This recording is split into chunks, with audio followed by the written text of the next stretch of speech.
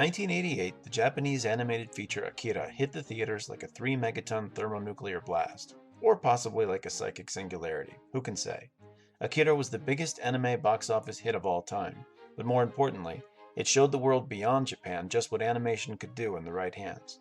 While Disney was plunking out Oliver and Company, Katsuhiro Otomo gave us blood, boobs, religious allegory, and a beautifully rendered dark vision of the 21st century. 30 years later, this movie still dazzles, entertains, and baffles just like it did when Ronald Reagan was president. So crack open a can of Hitachi no Wit Beer. It's time for episode 11 of Toasting the Classics, Akira.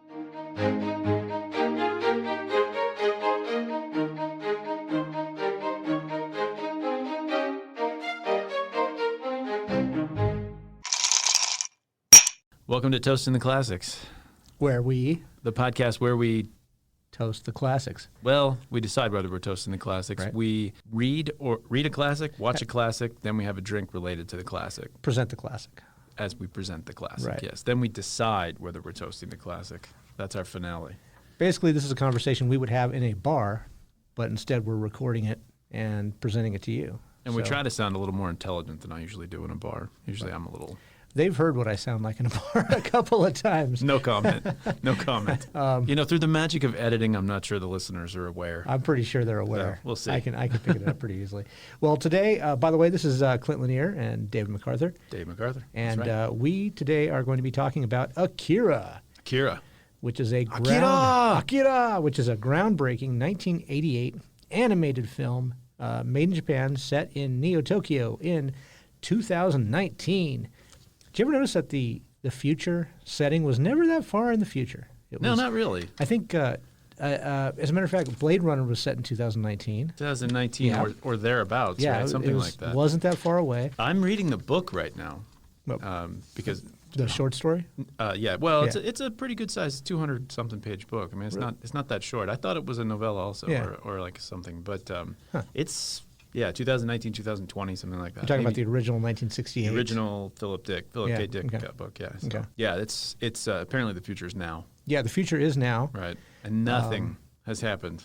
It wasn't a great year. Like 2019 through 21 have not been great years. It was a better year. But they have not been Blade Runner bad. 2019 was a better year than 2020. 2020 actually kind of... that's true. It looked like the start of dystopia. True. It really did. It was a dystopian present in 2020. I had more of a personally bad 2018 and 19. For the world, it wasn't that bad. That's Stop true. thinking about yourself. 2020 is where it all went downhill. Yeah. But again, as bad as that was, not Blade Runner bad, not Akira bad, not any of this dystopia bad. Right. We didn't have any nuclear explosions. Right. We don't have any gigantic cybernetic monsters that have torn apart any of the cities, as far as I'm aware. Right. I just listen to the BBC, so I don't get all the news, but I don't think that that's happened anywhere.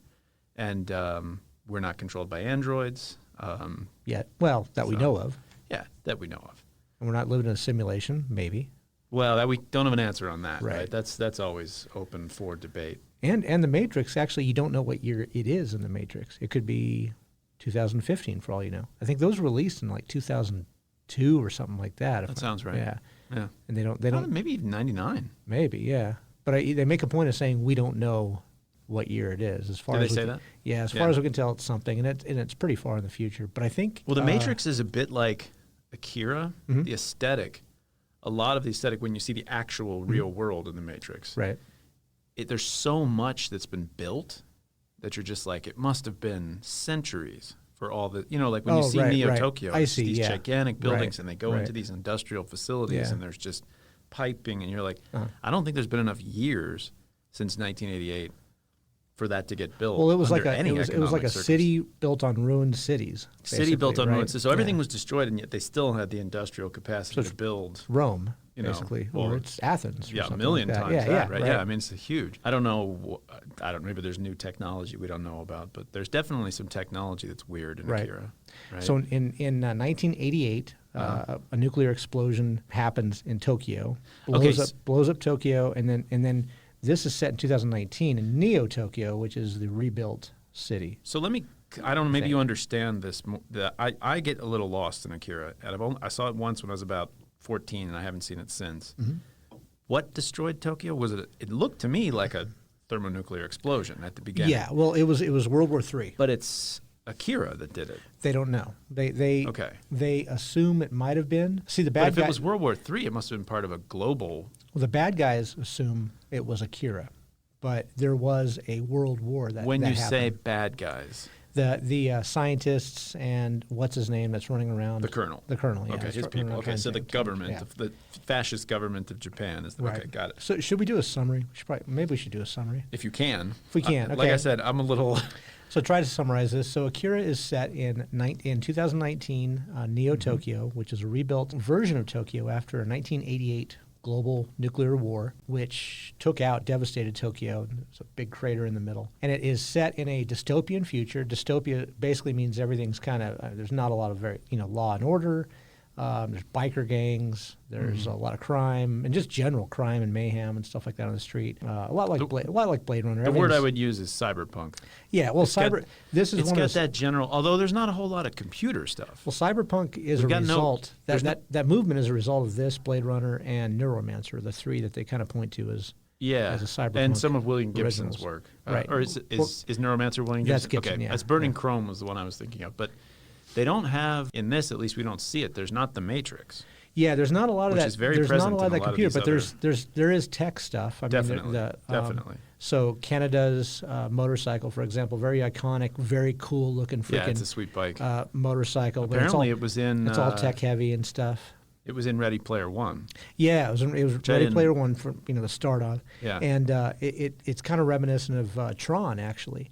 The Canada's bike, it light looks a lot cycles. like a light bike. Yeah, Yeah, light cycles or light and- cycle, a light bike. in Yeah. Tron. And Did you have toys of Tron when you were a kid? Yeah, they yeah, I were did. sweet. They I were didn't have sweet. them. One of my friend's big brother Yeah. had a bunch of Tron stuff, and I was like, "This is awesome." I think I didn't have the bike because we were poor, but I think I had a couple of the characters. And all I remember, Tron was freaking cool. I mean, it was really cool. amazing. Super dull movie And though. honestly. it was the most disappointing video game in the entire the world. arcade Tron. You didn't like that? The arcade with the Oh. light cycle. Yeah. Like when they're doing it in the movie, it Yeah. looks pretty awesome. Yeah. But then you're Yeah. doing zigzags, trying not to run Sure. into each other. It's hard. You for can one do thing. that with paper and pencil.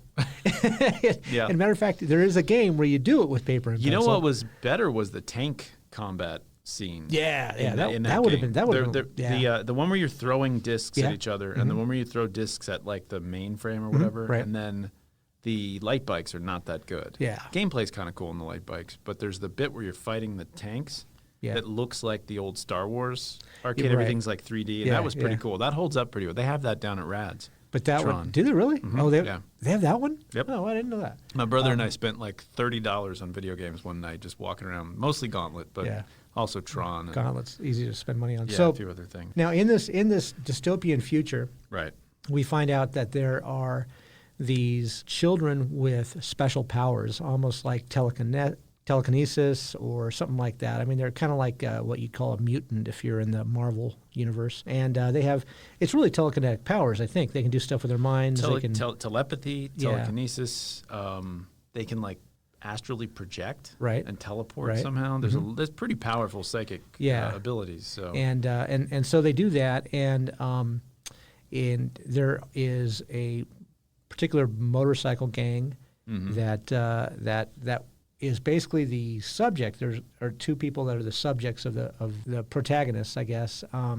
One becomes an antagonist, but it's well, Canada they're up against the clowns. up against clowns, and Their gang is called the capsules. Yeah, the That's right. capsules. Did They they have kind say of- that in the movie? They have a drug capsule on the back of the Right. jacket. I think it says capsules. Yeah. Okay. So it's Canada, and it's who's the Tetsuo. Tetsuo, yeah. Tetsuo is You know what Tetsuo means? oh no, I don't. It means iron.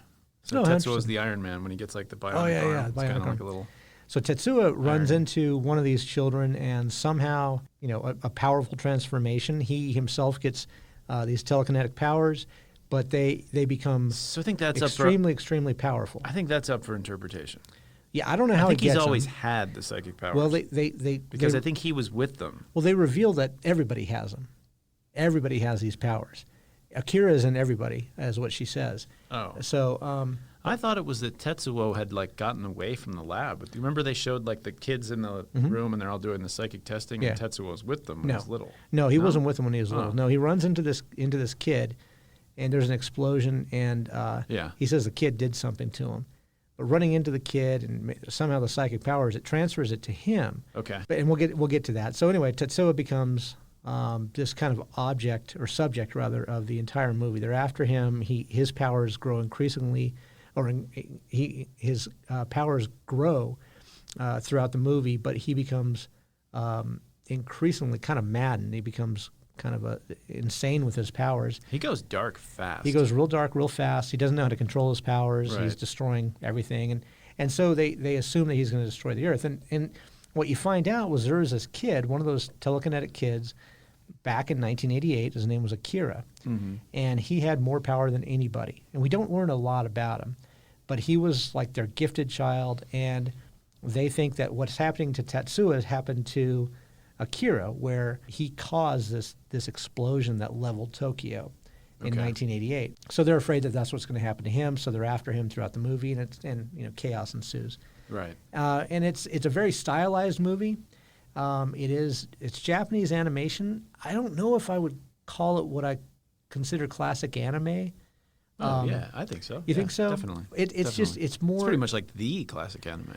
Well, I mean, there's a lot. It comes out of the Robotech tradition. It does. It comes out of a lot of those traditions. It just looks a little bit different. Voltron looked kind of the same way. But it doesn't. I don't know. It's hard to explain. It doesn't have a lot of the over the top. A few times, but over the top like expressions and yelling, like hyperbole when it comes to it does, but it's toned down. It's toned down to like bah bah bah bah. Yeah, there's like the big some eyes. of that. It happens on occasion, but not very often. A lot of gasping. Couple of things. It is completely hand drawn. There, I believe it's like, I want to say like 160,000 hand drawn cells in there. There's no computer animation at all. None. 1988.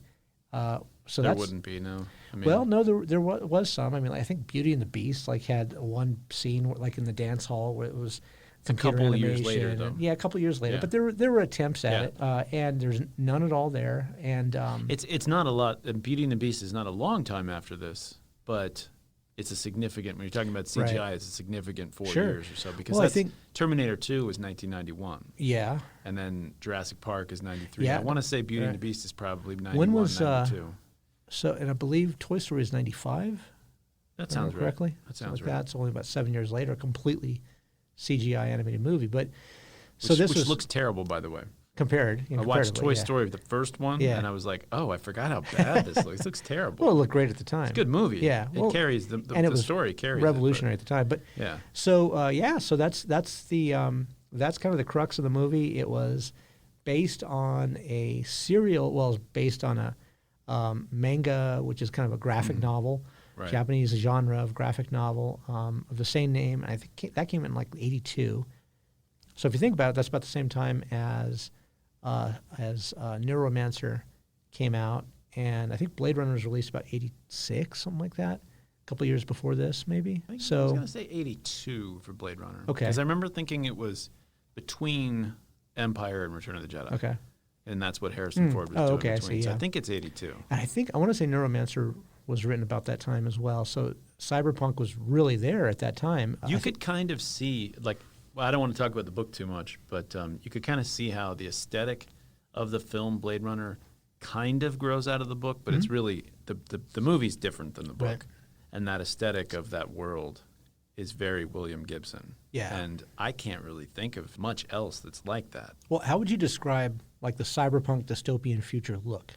So there's a couple of things. One of the big things is that one of the innovations that Star Wars had was that they put people in futuristic equipment. You know, you're in space and you got Right. spaceships, but they made it look like people actually use it. It's got Right. dents and holes in it, and Yeah. there's dirt, and there's poor people and rich people. And cyberpunk's like that. You see this future where, like I said, it's clearly an industrial power beyond anything we could do. There's Right. technology that we could not possibly do. But there's still drug use and poverty, and it's like even actually maybe worse. So it's not The disparity it's not of the income. Jetsons, and No, it's not people like- aren't wearing Mylar exactly. jumpsuits. Except the theory of the Jetsons, where actually the Flintstones and Jetsons live in the same Yeah. time, and the Flintstones live on the You're right, surface right, of the yeah. Earth. But it's a lot of it has to do with the punk rock aesthetic and like living in like the way New York was in the 70s and 80s Yeah. was there was this Wall Street that was beautiful and glitzy and so much money. And then Times Square. And then most of the city was like falling apart, Yeah. and people were living in like flop houses and stuff. Right. Totally not what New York is like today. But I think the cyberpunk aesthetic grows out of that. Yeah. It's like that disparity of income with the best and the worst all in the same place. Right. And I think people were kind of obsessed with that at the time. The punk rock sort Yeah. of. It's kind of come back a little bit now, but it sort of was There's also kind of part of the a zeitgeist. bit of steampunky in that where you had futuristic stuff that looked old. Like I remember in Right. Blade Runner, for example, when the that guy that what was he serving? It was like serving wontons or something. Yeah, but he yeah, pulls up yeah. to his window, Yeah. and before he leaves, he like takes in his anchor, you know, and he's got like this junk. It's like literally a junk, like an Right, old junk, right. But it's a floating. Yeah, that is kind of steampunky, isn't it? Like Sort of, yeah. floating junk from the future, you know, hovercraft or something, you know. Yeah, it's like taking elements from the past Yeah. and drawing them and just making Right. You know what's interesting? I Futuristic. just thought of this. The Pixar movie, or is it Disney? Big Hero 6. Uh-huh. Is that Pixar or Disney? I know it's Pixar Disney, It's but Disney. I can't remember if Pixar I did think it's that a one. Disney. I don't think that's Pixar. I don't know. Anyway, in any case, if you look I'm at actually that, fuzzy on the difference. that one, it's like San Fran Jose like a or Neo San Fran San Tokyo Francisco, or yeah, something like. I think it's San Fran Tokyo, San Francisco or something? something like that. Yeah. But if you think about it, that's not like a dystopian cyberpunk future because No. it's all nice. Right. It has the element where like it's huge. There's all these big overgrown, overpopulated cities, which is kind of a part of that future. It's not. I don't know. His San Francisco or San Fran Tokyo or whatever it's called. His mother like owns like a corner bakery shop. Yeah. So it's very normal looking neighborhoods. Well, and no, stuff. It's not. You no. would never see. No, I'm that saying kind of building. it's this huge place. That's Yeah, why it's big. Yeah, it's you big. know, but it's human. It's like a real city. but it's not. There's no decay there.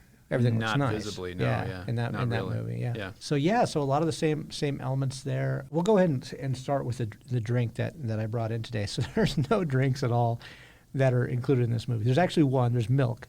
The guy orders a drink, but then gets capsules instead. Right. What Yeah. did he order? It's a drug. It's a drug house. It's I mean, but he asks for a drink. I know, doesn't but he gets drugs. Yeah, That's the whole point. The right. capsules hang out Yeah. there, right? Why do I have such a hard problem with the guy's name? Kaneda or Tetsuo? Tetsuo.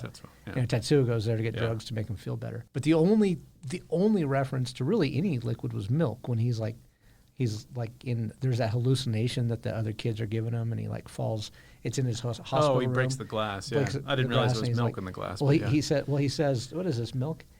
And I was like, White Russian, but I thought no, because if we ever do that movie with White Russian, we'll that'd have be to fun. save. We'll have to Yeah, save. we gotta that. save that. Yeah. So what I did is Did you do sub or dub for this movie? I did sub because I wanted the I did original. sub also. I wanted, I wanted to, make sure, hear the Japanese for some right, reason. Yeah, exactly. okay. And so what I did is I I searched and searched. There is a sake called Akira, and it's the only organic sake out there, but I can't find it in our small little town here. I forgot to look up what Akira means. So what I did was I found a Japanese craft beer, and I've never had a Japanese craft beer before. It's called Hitachino Nest White Ale, which is actually it's from the Kyochi Brewery, and it's a pretty good wheat beer. A lot of orange, a lot of coriander. Tastes like a wheat bear.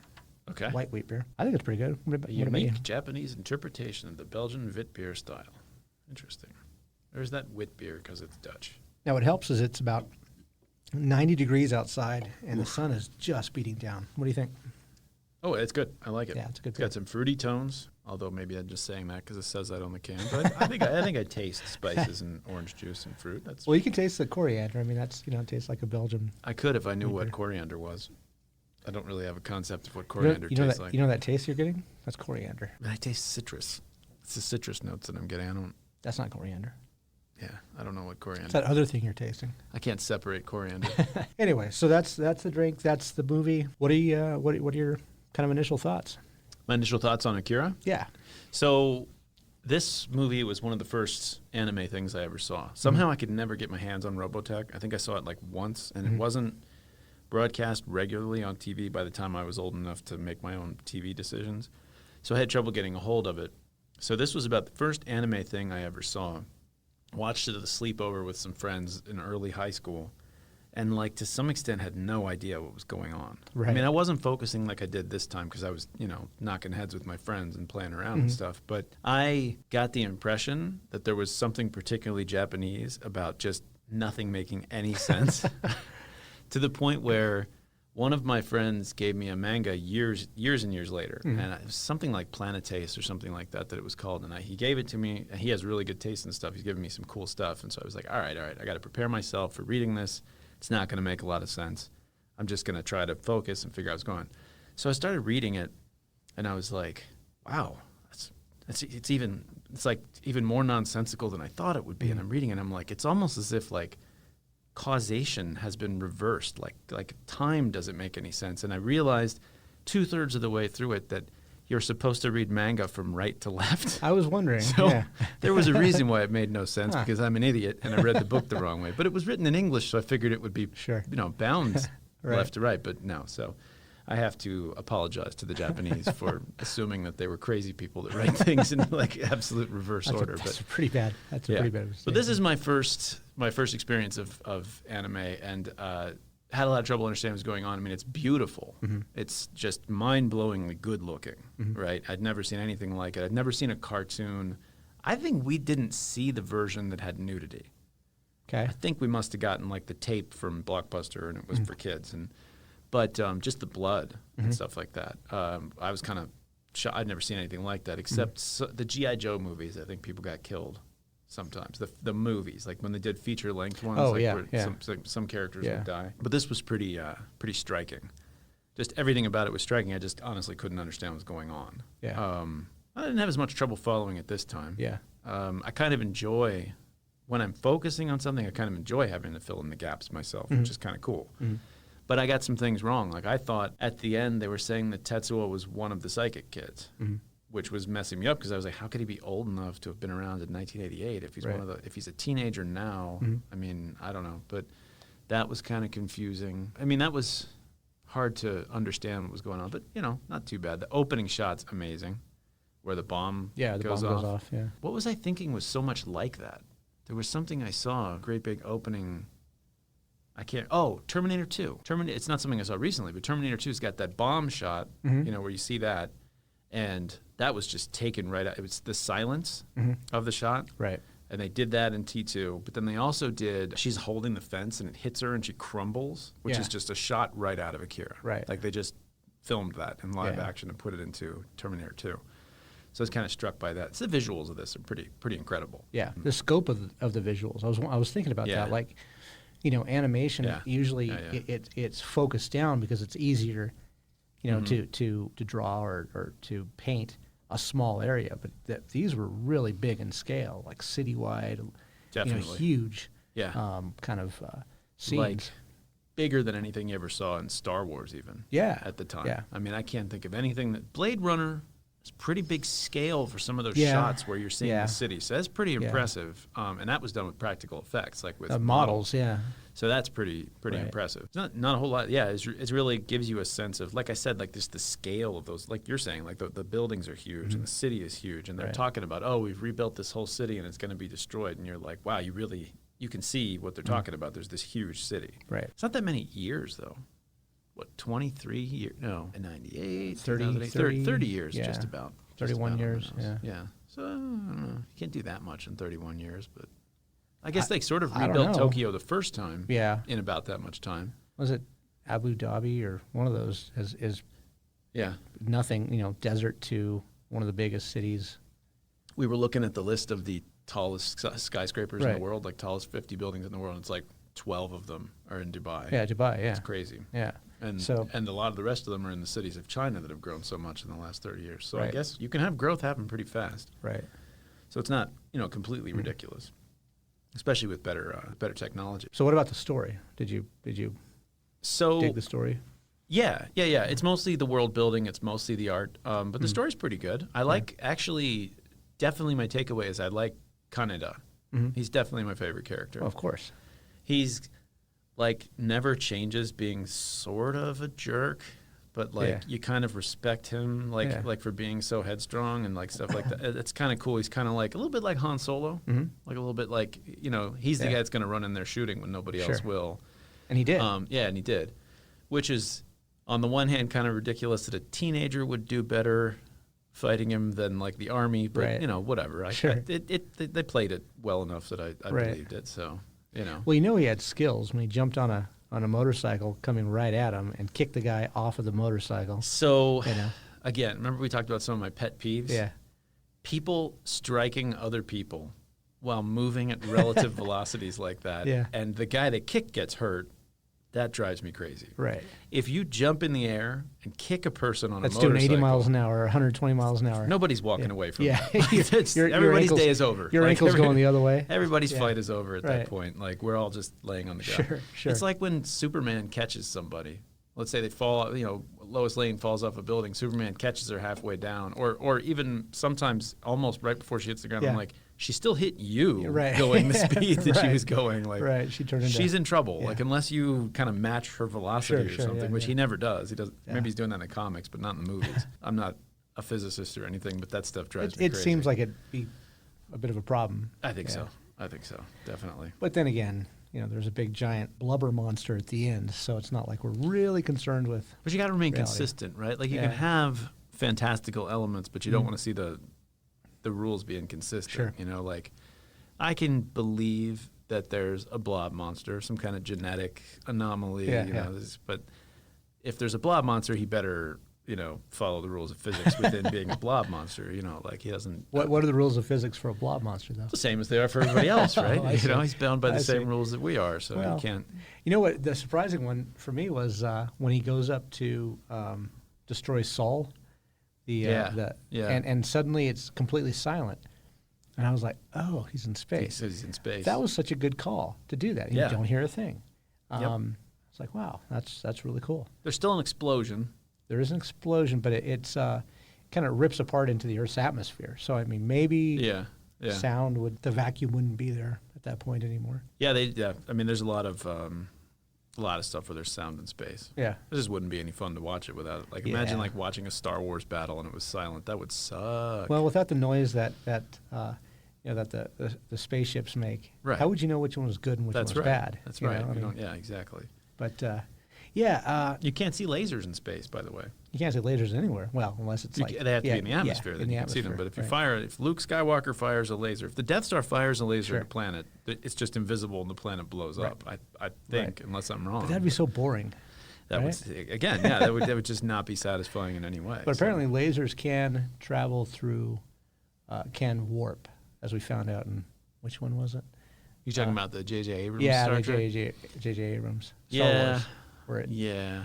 like a warp He's really bad drive. about not thinking through the Warp drive consequences of the stuff he makes up. blaster or something. I He don't did know. that in Star Wars too. He just didn't think it through. Just Yeah. like Oh no, yeah, in Star Yeah, Wars. with Star Wars, in Star yeah. Wars, they fire a beam. Yeah. They fire a Like beam from one planet to another. galactically or something. Yeah, across the galaxy. Which fine, it can do that. But then for some reason, people on one of the other planets can see that happening. Yeah, and, yeah. and I'm like, what What? is going on in that shot? That's Well, the the kind whole of stuff I'm feature, saying. You got to follow some kind of internal logic. Right, yeah, Otherwise, I'm that just makes like, sense. what is going on? Makes sense. You can have magic. Harry Potter has to follow certain Sure, rules. sure. Gandalf has to follow certain rules. Right. Like, you can't just have things happening willy-nilly. Right.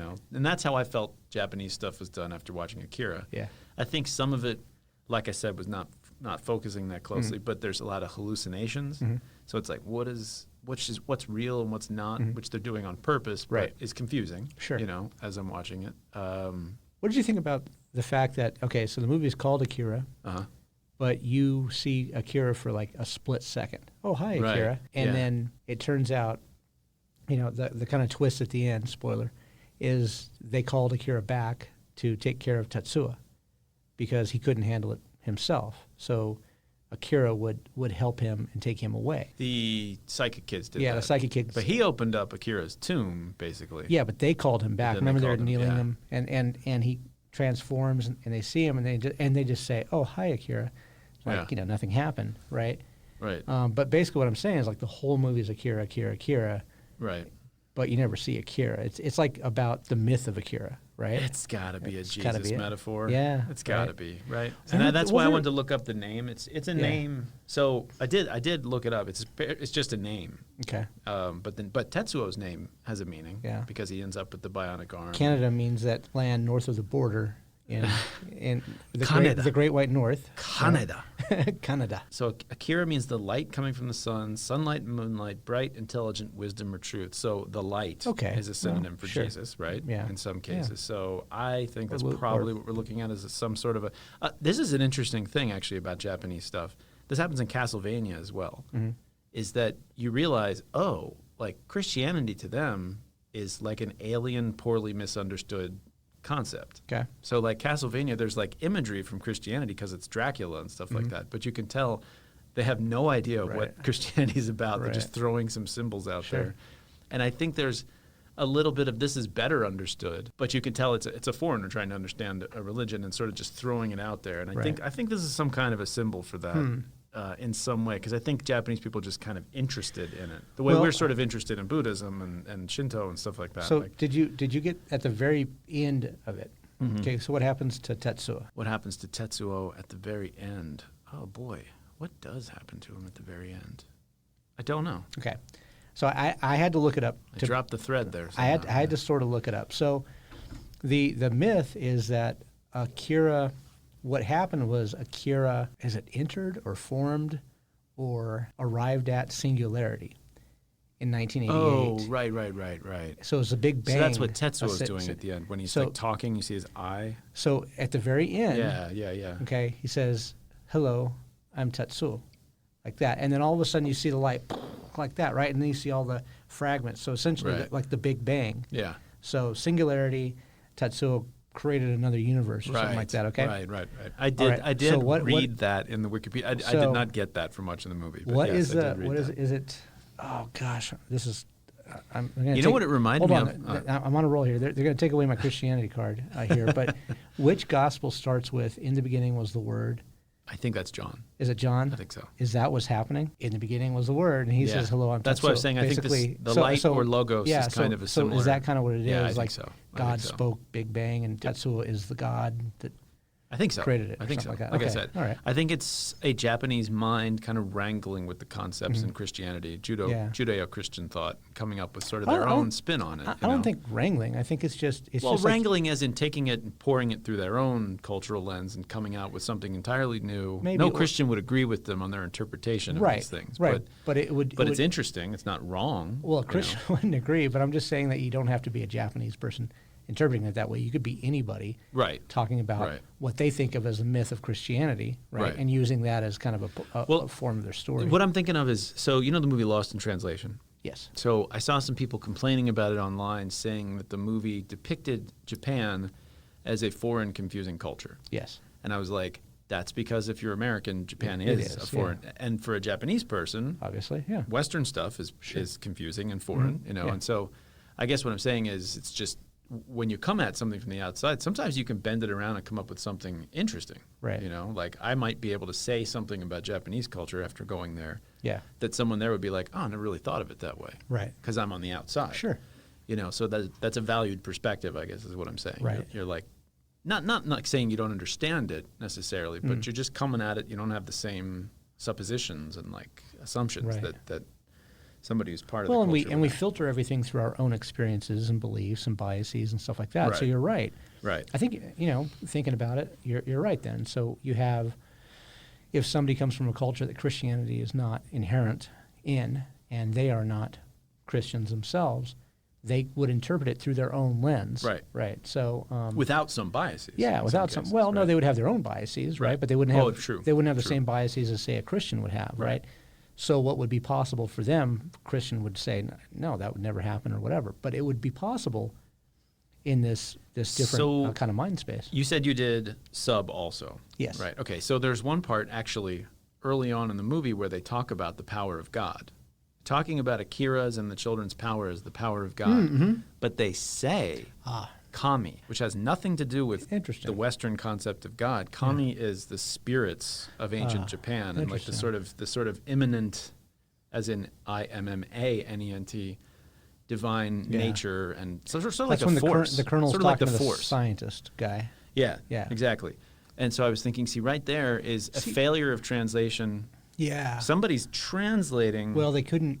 Okay. Well, but getting it wrong. I don't know. I don't know. Because you could have a word a Japanese word that means something entirely different than the literal translation of that word. Right. Right. So within context, it could mean that, you know. But Yeah, what he said didn't make sense to me, because he said we can't touch God, or we're not supposed to touch God, but we want to touch it and we must, or something like that. Didn't he say something? Isn't that what he said? I can't remember. He said something sort of like that, and I was like, wait, you can't, but we want to and we should, or we must.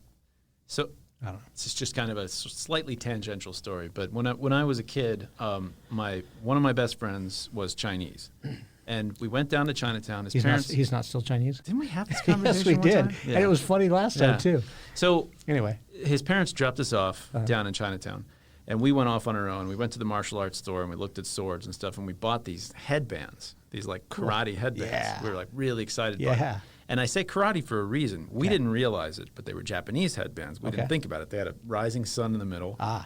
So we get done with our day, and his parents and his grandmother pick us up, and we're driving home, and she starts getting really mad at us. And we're like, what? And she's like, oh, this is bad. This means God win. God win. God win. I'm like, God win? What the heck's that? And I was like, kamikaze. Kamikaze.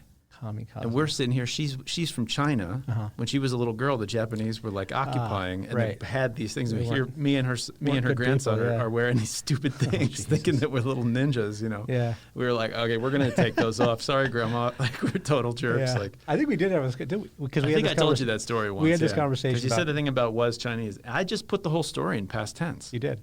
No, I mean that's what I do. Yeah. When I'm telling a story, I put the story in past tense. I don't say my friend. I was hanging out with my friend. He is Chinese. It's true. Who is Chinese? He still is, but I just everything agrees. All my verbs agree. Yeah. So that's why I say it that way.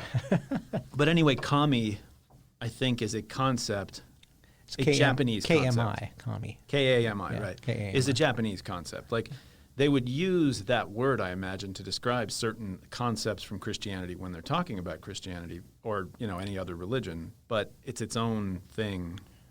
Or their own, because I mean they have a completely different spiritual kind of mindset, and understanding of everything, origin story and so forth. So I mean, it's not entirely unlike the Force. Yeah, honestly, yeah. It's a lot like it. It's like a nature, spirit, God, presence, divinity that's all over the place and embodies their pilots, with a power and stuff like that. Yeah. So.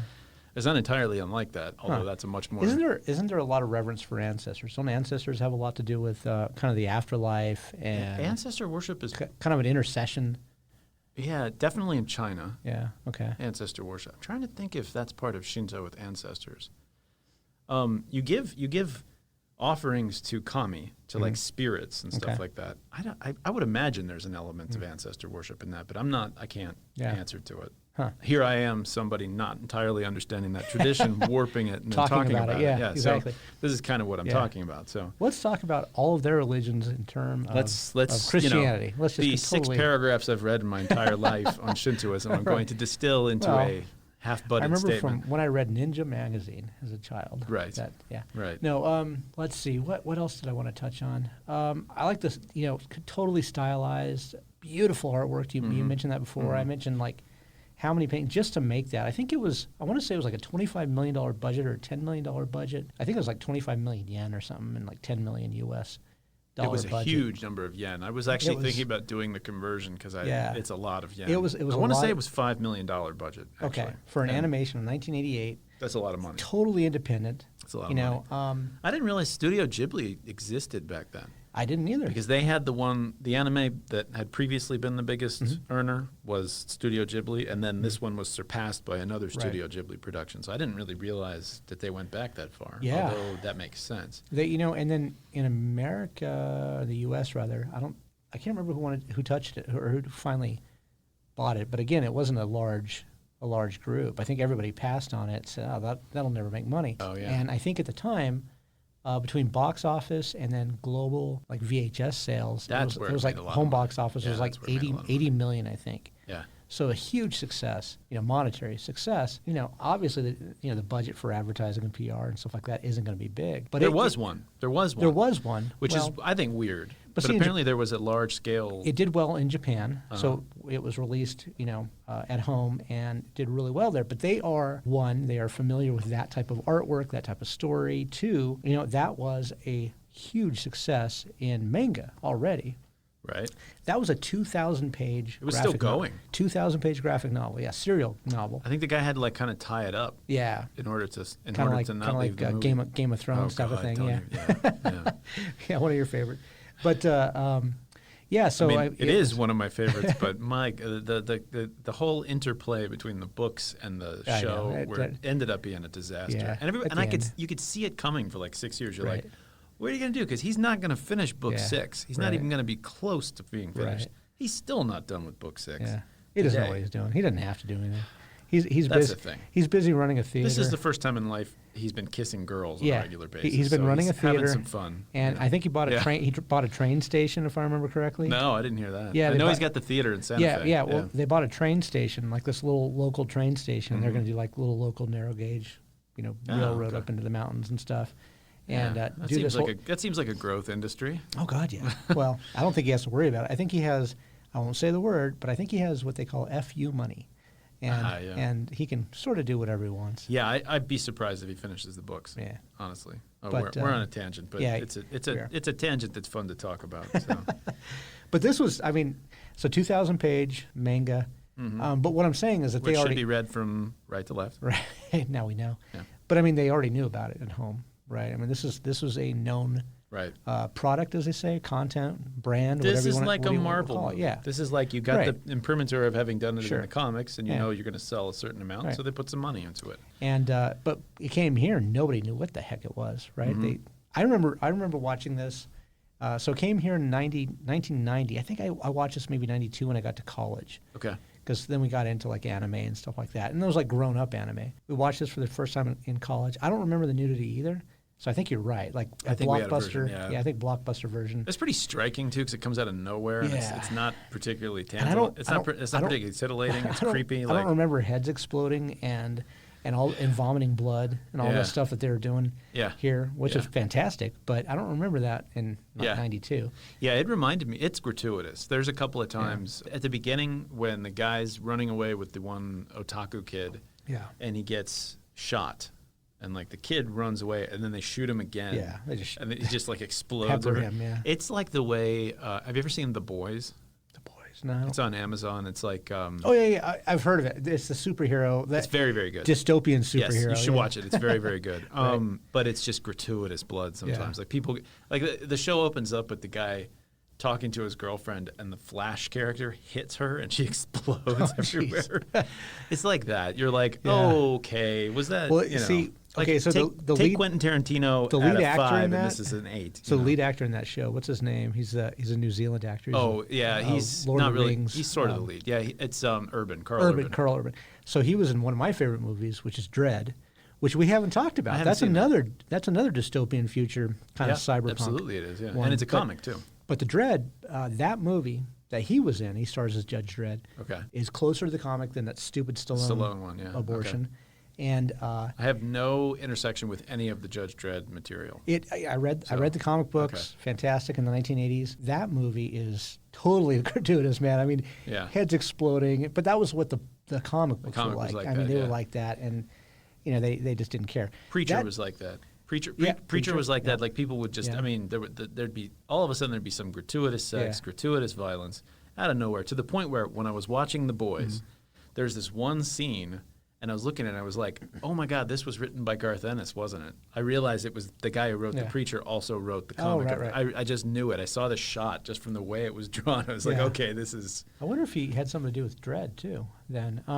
Dredd's one of the ones that went between different writers, right? So he may have done like a run on it.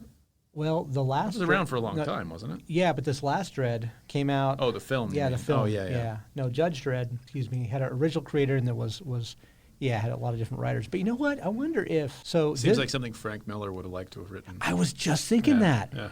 So Frank Miller was a reaction. So if you know Frank Miller, you know The Dark Knight, Ronin, any of his classic stuffs, written classic comic and graphic novels and comic books written in the 1980s. Dark Knight Returns, we got to do that. I'm going to choose that. I'm going to choose that for free choice. He was the anti whatever it was. And I think... in the late 80s, you had a reaction to this kind of, you had the whole comic book code in the mid 80s and 70s and going back to the 60s and stuff, where they had to be approved by the comic book code and no blood, no violence. Batman never killed anybody, all this other crap. And then Frank Miller comes along and is like, no, we're turning that on its head. Right. We're going to make what a Dark Knight should be. But did he do Daredevil before that? Wasn't that where he cut his teeth on doing the Daredevil run? He might have done the Daredevil reboot, but the same thing. I mean, he made Daredevil gritty, dirty. Oh, yeah, definitely. And Elektra, the assassin. He had that whole thing. I think he might have created Elektra. And then Ronin, if you ever read Ronin, there's just blood. I mean, gratuitous blood. Did I? Like the whole page would be red. Cut somebody's head off. The whole page is red. So all of that was sort of a reaction to. It was one of my biggest celebrity interactions of my entire life. Frank Miller. I used to work at a comic book shop, and I just answered the phone one day behind the counter, and I was like, "Hi, who is this?" And the guy was like, "Oh, this is Frank." Can I talk to the boss? I'm like, "Frank who?" He's like, "Frank Miller." I'm like, "Are you kidding me?" Like, I was like, "All right." So I was like real starstruck, and the boss gave me, because he was like, "Oh, you're really impressed." He gave me a signed copy of 300. Oh, wow. That I still have. Like shrink wrap Yeah, somewhere. that's crazy. That's pretty. I'm not a big comic collector, but I do have that, so that's pretty neat. Probably should have sold it when the film was out. Would have been worth. Yeah, it's probably still worth money. Actually, it's still worth comic books appreciate very well. They're actually one of the better investments you can make, believe it or not. Like good comic books. Unless you have kids in your house that destroy every beautiful thing. Yeah, that's the thing. You have touched. to keep them away from. I have a friend who's he's a physician, and he started collecting comic books with me. We would go down to the comic shop together. I sold all of mine. Really? He hung on to all of his, kept collecting them with his new doctor paychecks. Sure. And now he was one of the go-to people in the country. Like collections call him and say, "Hey, we know you have this number of this. Neat. We'll give you $50,000 or whatever." Every single thing like that has gone through the roof since COVID, yes. by the way. I went down to like January 2021. What we usually do, my son and I will go buy a box of baseball cards for the New Year. Oh, cool. So we went down to Walmart, and I was like, "Oh, man, there's no baseball cards." And my brain immediately went to, they probably stopped carrying baseball cards because it's not as popular of a thing as it used to be. Yeah. And then what I realized, after I looked at Walmart, and I looked at Target, and I went to a different Walmart, finally I was like, what is going on? I looked it up, and apparently what's happening is they put the box of baseball cards out, and collectors show up and just ransack it the second it comes out, because they're worth so much right now. And I was like, wow, that's actually really, that really makes me happy. I mean, I'm not able to purchase any more baseball cards. That's kind of a bummer, but it's really neat that people are doing that, because we still have a bunch. I still have tons. I mean, it was one of those hobbies that you could do during COVID because you couldn't do anything else for a year. Exactly. Well, you can buy stuff online, and you can add to your collection, and you're sitting around. Right. I looked at my cards for the first time in a long time during COVID. Yeah. Luckily, I still didn't have to. He actually sold quite a few. He said because his practice was shut down for about 3 months. He's a He's a GT. Yeah, a GI. General practitioner? No, GI. Oh, GI. Surgeon. Okay. Yeah. And so they were shut down. Do I know this guy? You might. Okay. He no longer lives here. All right. He's moved. Is he the guy with the Lamborghinis? No, God no. You know what I'm talking about, right? Yeah, he knows him though. We live in such a small town that like we know one all person, the Lamborghinis. There's one guy who's a lime Lamborghini. green Lamborghini. That, by the way, that guy, because he knows that guy. My friend knows that guy. That's the magician. Yeah, Oh, Okay. Okay. So my friend knows that guy. My physician friend knows that guy. Welcome to local Las Cruces talk on. And that guy, he financed that Lamborghini for 10 years, 120 months. Can you imagine financing a car for 120 months? Yeah, no. Especially a base model. They're all Lamborghini. six figures, right? Any Lamborghini six figures, right? But this is like the base of the base model. Yeah. So Yeah. no special edition, nothing like that. Right. Anyway, what are we talking about again? I don't know. I just got to say this, though. The other day I was at, so I have a nice car, and I feel good about it and stuff like that. And I went out to dinner with my wife, and I parked, and there's a guy with a bright, like, neon orange Lamborghini. And I'm like, there's always one guy. Yeah. There's always a bigger fish. Right. And I was, like, walking by. I was like, hey, man, nice ride. And he was like, yeah, look over there. And I look over, there's this guy with a freaking Maserati. Oh, geez. Like, and he's like, even the Lamborghini guy is like, Look come at the- on, look at man. the There's always a, Maserati. like, Wow. kind of funny. What kind of Maserati would it have been to? I don't know. I don't know anything about it. I just Huh. he was feeling like he was Yeah. looking at the nicer So car. there's always a bigger fish. always a bigger fish. Yeah. That should be a line in a Star Wars movie. Terrible God. Star Wars movie. I don't know what you're talking about. I've never seen a Star Wars movie that quoted that line. Those movies are actually that one. Probably not as bad as 2 of 3 of the sequels. Better than 9. I'd rather watch Phantom Menace than watch Episode 9 again. Last Jedi is close. Better fight scene. Yeah. better fight Yeah. scene. One The of Darth one Maul of bit makes the whole film. One of the better fights. Yeah. I didn't meet. Well, yeah, I did meet that guy. He also Ray. he also played Ray Parker. Yeah, he played. No, Toad. Ray Parker's the Ghostbusters guy. Yeah, Ray. he played Toad in.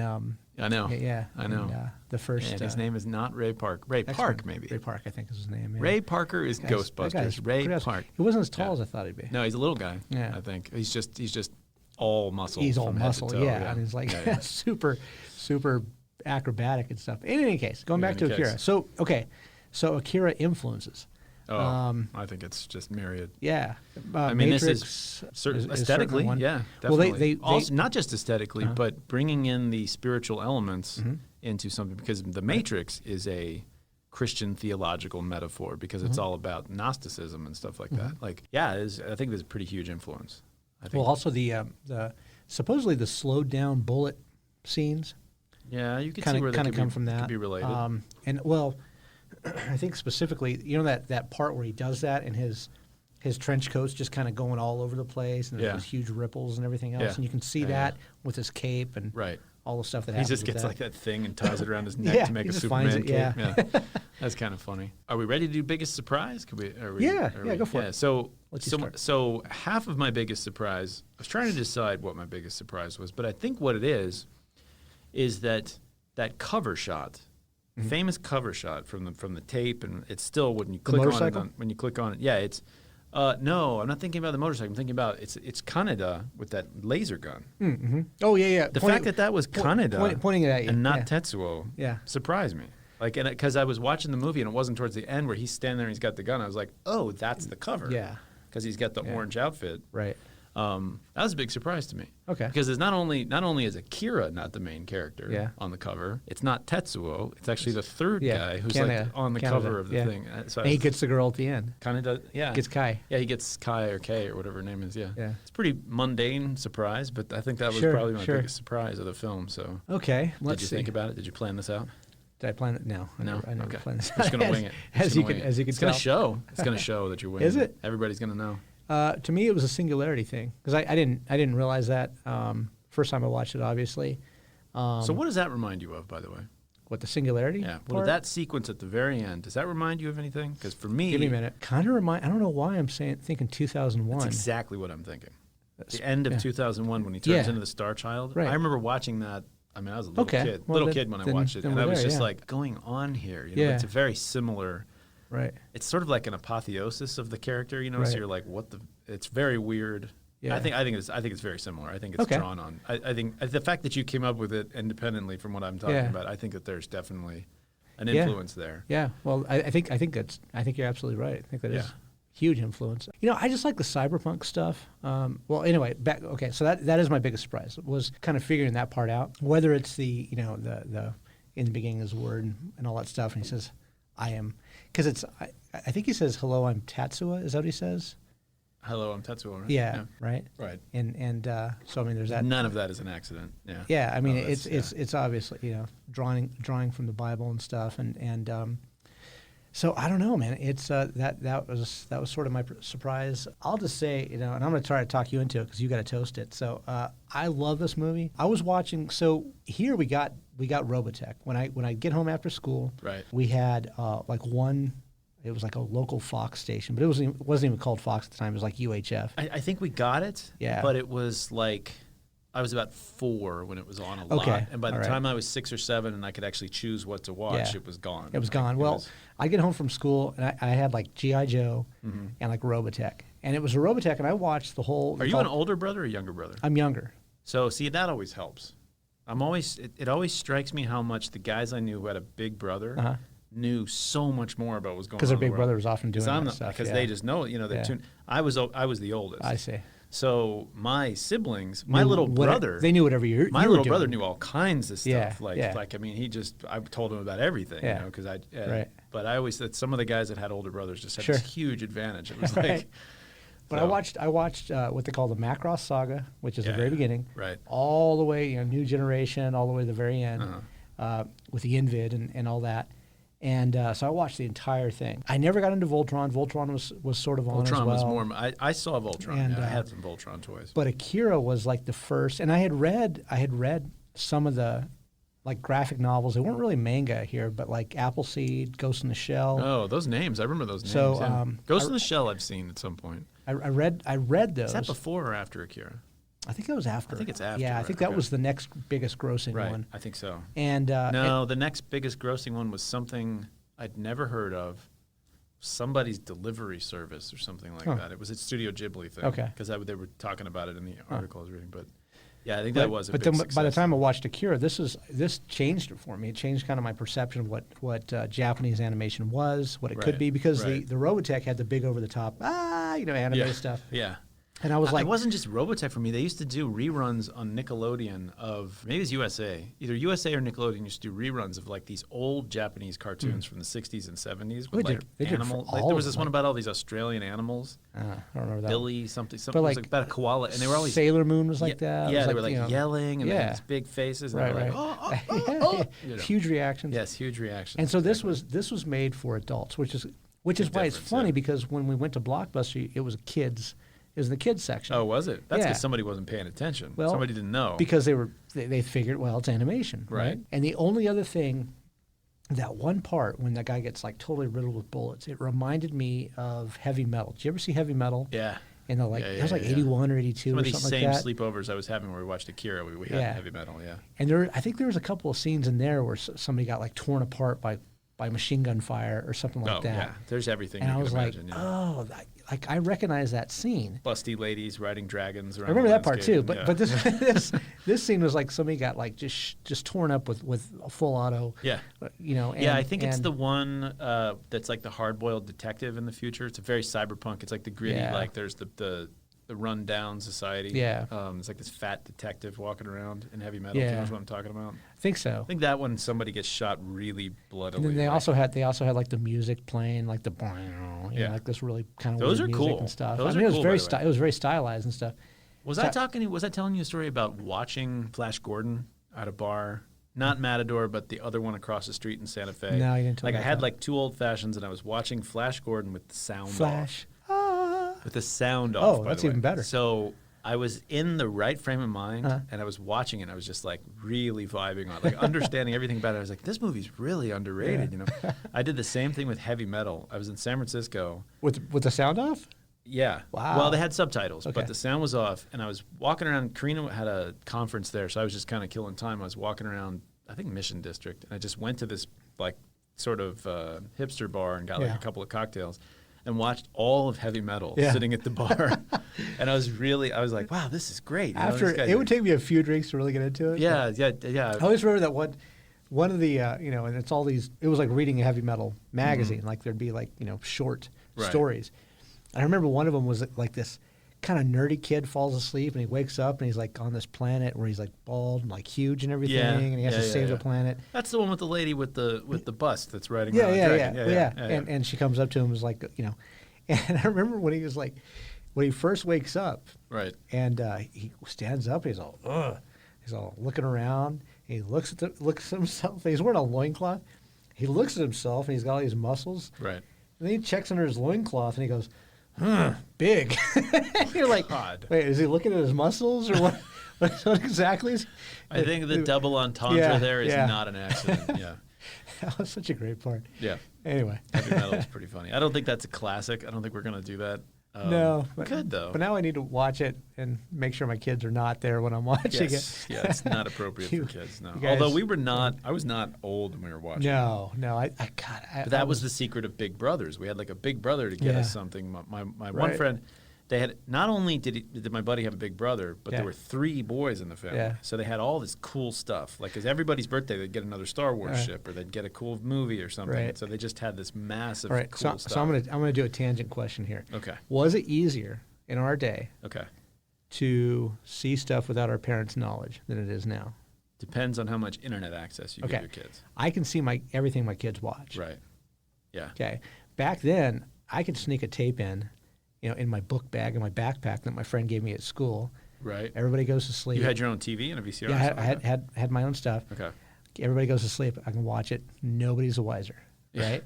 So, was it a little bit? I mean, it was harder to get stuff back then, Yeah. but Did you? It was easier to get away with. So this is away even with more it, maybe? tangential. Did you ever hear Kumail Nanjiani's story about living in Pakistan as a little kid? Somebody gave him a dirty movie on tape, and he got it jammed into the family VCR while everybody was at the house. Look that up. That is a terrific story. I don't have to. You don't really have to. I can imagine. I can just imagine it. He like goes back to the video shop. He's trying to get the guy to take it apart. What is this in my movie? Yeah, What is this in my exactly. VCR? No, that's a good one. I love it.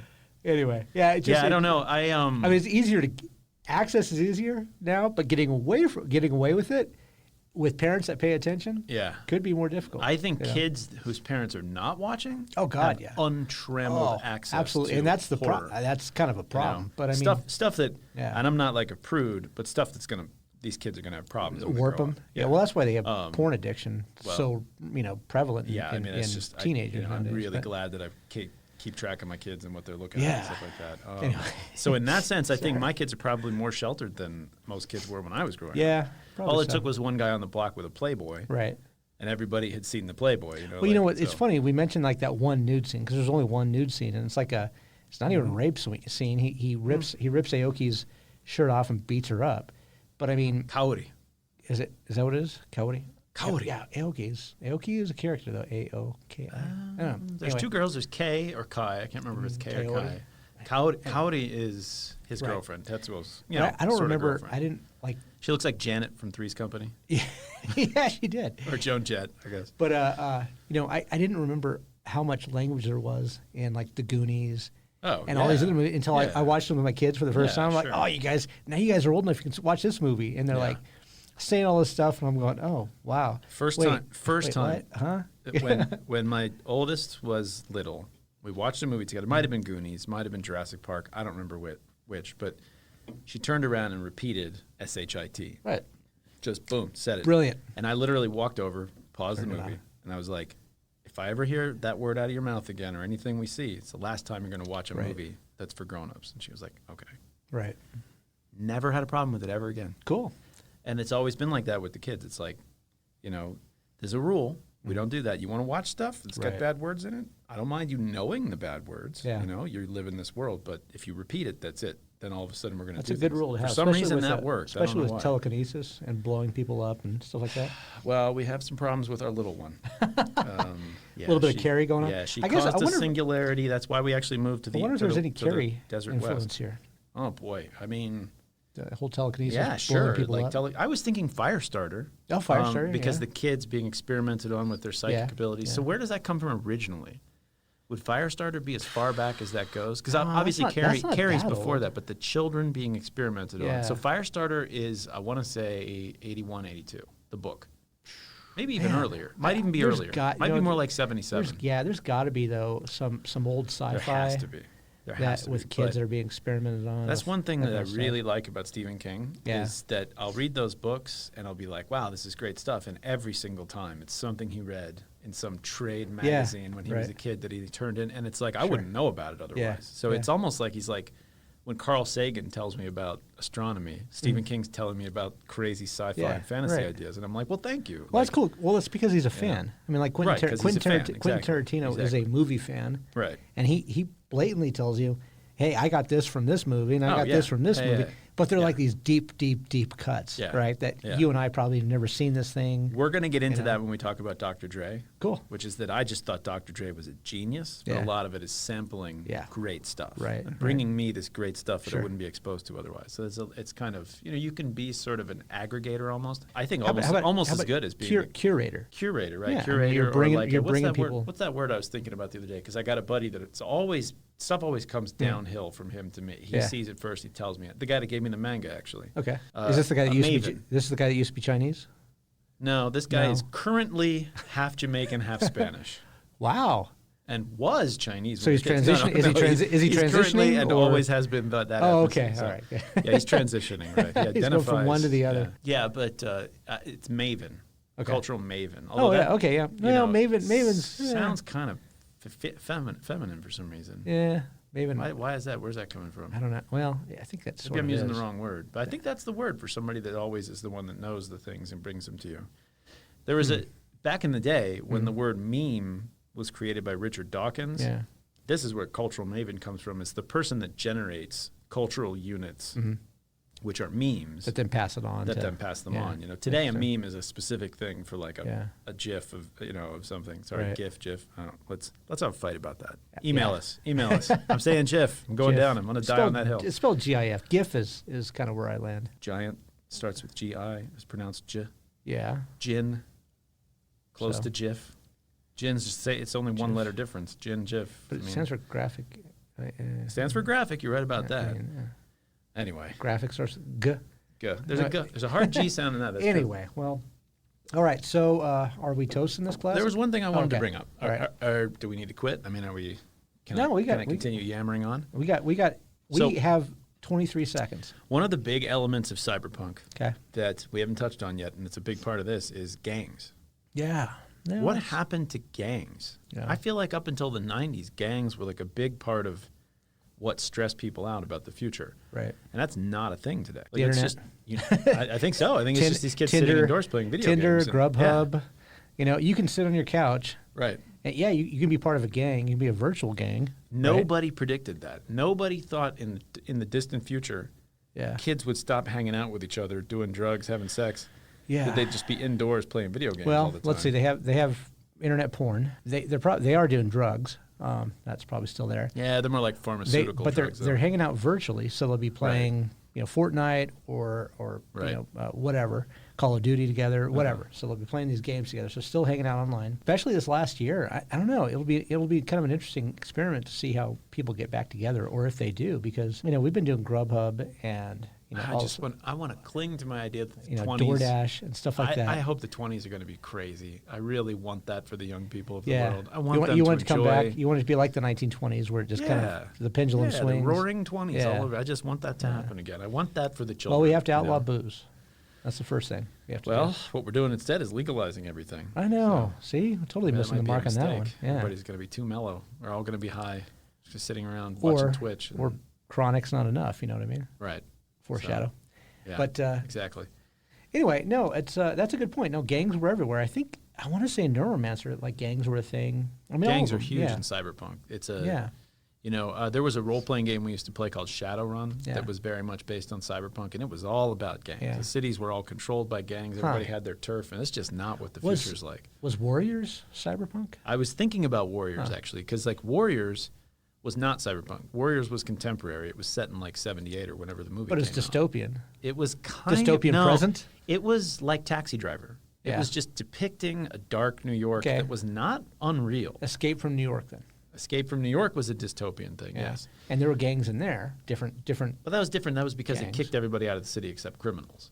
Right, but the criminals formed gangs. Of course they did. Well, I imagine there's still gangs in prison. I mean, Right. MS-13 still exists in prison. It's just not.